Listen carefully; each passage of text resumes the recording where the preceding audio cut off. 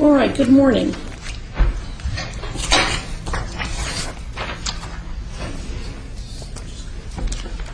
This is under indictment 08-04-0441. Counsel, your appearance, please. Good morning. Assistant Prosecutor Mike Luciano for the state. And Cheyenne M. Pushamurel, would you state your name for the record, please? Your attribute for the record, please. Cheyenne Pushamurel on behalf of the Marrakush Empire Aboriginal Law. All right. I want to ask you a couple of questions, please. The first question I want to ask you is, are you employed? Objection, ma'am. This hearing is supposed to be about jurisdiction. This court has no jurisdiction. The court has no jurisdiction to determine its own jurisdiction for a basic issue in any case before a tribunal. Well, if I have no jurisdiction to determine my own jurisdiction, how are you going to get that issue resolved? Listen, this case in this courtroom is a colorable, incompetent court of jurisdiction. You can't, according to federal case law, you can't set another hearing to reach and determine your own jurisdiction. As I've stated for the record plenty of times, I'm only handling threat, duress, and coercion, and because the prosecution falsely holds my property, and I'm here to clarify that matter. Other than that, I'm here under threat, duress, and coercion. It is completely against federal case law. It has power to act, and a court must have the authority to decide that question in the first instance. That's Rescue Army versus Municipal Court of Los Angeles. A departure by a court from the recognized and established requirements of law, however close apparent adherence to mere form and method of procedure, which has the effect of depriving one of a constitutional right, is in excess of jurisdiction. You have the flag right behind you, ma'am. May I interrupt you for a moment, please? You may not, ma'am. Then would you, when you're done speaking, would you let me know so that I can ask a question? I'm not obligated to answer any questions, so I have no intentions of answering any question. Well, I'll ask it anyway, and then I'll ask it anyway, and you can decide what you want to say. Thus, where a judicial tribunal has no jurisdiction of the subject matter on which it assumes to act, its proceedings are absolutely void in the fullest sense of the term, Dillon versus Dillon. Courts enforcing mere statutes, as it is to my understanding, that this is a statute and not a constitutional violation of law. In fact, one of the hearings I had with you, you said people are not charged with constitutional violations. I don't understand how you could be enforcing statutes and you have the U.S. flag behind you, as if you hadn't taken an oath to uphold the Constitution. Courts enforcing their statutes do not act judicially, but merely ministerially. Thus, no judicial immunity, and unlike courts of law, do not obtain jurisdiction by service of process, nor even arrest and compelled appearance. Boswell versus Otis. I've been here 3 or 4 times on the threat, duress, and coercion. Prosecution doesn't even have folders in front of him. He has no objections. He has nothing to say. He cannot prove jurisdiction. This court should have been dismissed this case. This is a colorable court of incompetent jurisdiction. The fact that petitioner was released on a promise to appear before a magistrate for an arraignment, that fact is circumstance to be considered in determining whether the first instance there was a probable cause for the arrest. Monroe versus Popper. There is no discretion to ignore the lack of jurisdiction. Court must prove on the record all jurisdiction facts related to the jurisdiction asserted. A universal principle, as old as the law, is that proceedings of a court without jurisdiction are a nullity and its judgment therein without effect either on person or property. This case has already been put before the federal court, and you will be receiving a notice of removal very shortly. This court has no jurisdiction. Prosecution can't prove jurisdiction. This case shall be dismissed, and it will. Did you file a notice of removal with the federal court? Yes, you will be receiving it shortly. All right. Well, when I receive it, I will rule on it. This is my question to you, however. Are you employed? I'm not employed. I'm not employed with any corporations incorporated with the state of New Jersey. Are you employed with any corporation that's incorporated outside of the state of New Jersey? Objection. I'm not here to answer questions about my employment.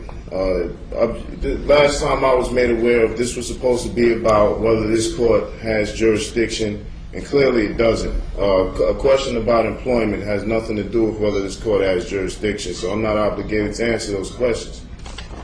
And I shall not be answering any more of those questions that are not pertaining to jurisdictional facts. Well, this is my question to you. I asked it before. If your position is that this court has no jurisdiction to determine its own jurisdiction. Objection, man. That is not my ruling. That is not my holding. I've given you the federal case law regarding such.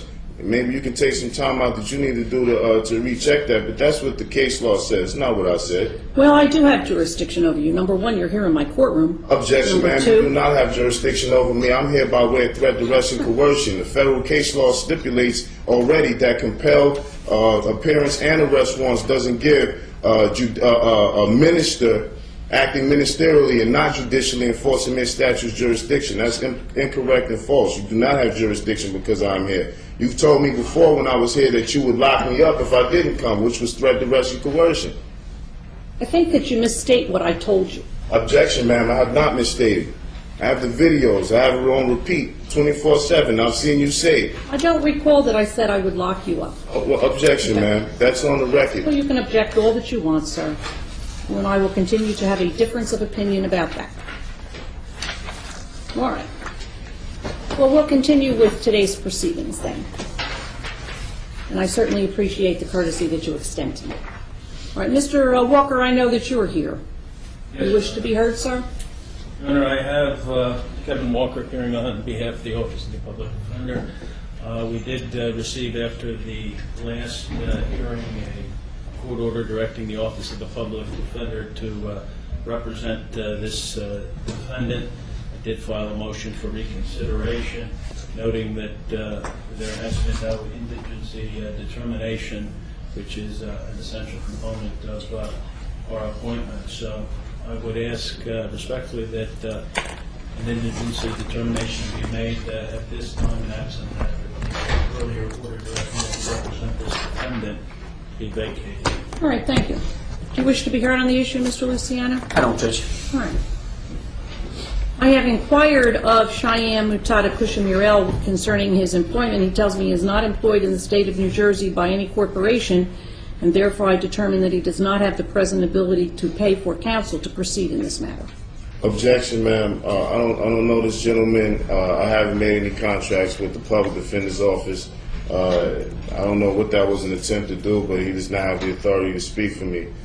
So I would appreciate it if any non-identified parties determining to act on my behalf first fill out an IRS Form 56 and notify the IRS that they're acting in some sort of fiduciary capacity. All right. Let's talk about the issue of, Mr. Walker, I want to talk about the issue of jurisdiction.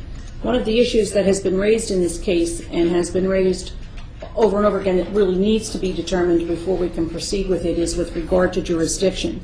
I have received, it was filed with the court, it was received in my chambers on January 7th. I'm not exactly sure if it was filed downstairs on a different day, something that has been entitled a non-negotiable affidavit of fact to dismiss with prejudice for lack of personam jurisdiction, lack of discovery, and lack of an injured party. It purports to raise the issue before the court of lack of jurisdiction with regard to Cheyenne Mutada Kushmir L. Despite what Cheyenne Mutada Kushmir L says, this is not an application to the court to dismiss anything with anything. There are certain ways, as you are aware, Mr. Walker, to bring issues before the court.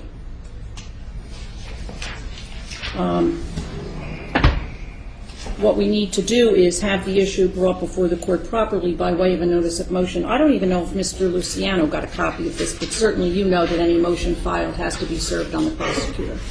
How much time does your office need in order to do that? And did you receive a copy of this? Judge, I have not received a copy of that, and before I address that issue, I would respectfully request that you inquire into this defendant's assets to see whether he has a present ability to retain private counsel. Well, he tells me he isn't employed by a corporation, so... Objection. This is obscene. Sir, this is a conversation that I'm having with Mr. Walker, not with you. And the way you didn't want me to interrupt you, I would like you not to interrupt me or Mr. Walker. Objection. This man cannot speak for me, man. I haven't filled out any public defender's applications nor contracts to agree to that. You cannot force me against my consent to have someone who has, I have no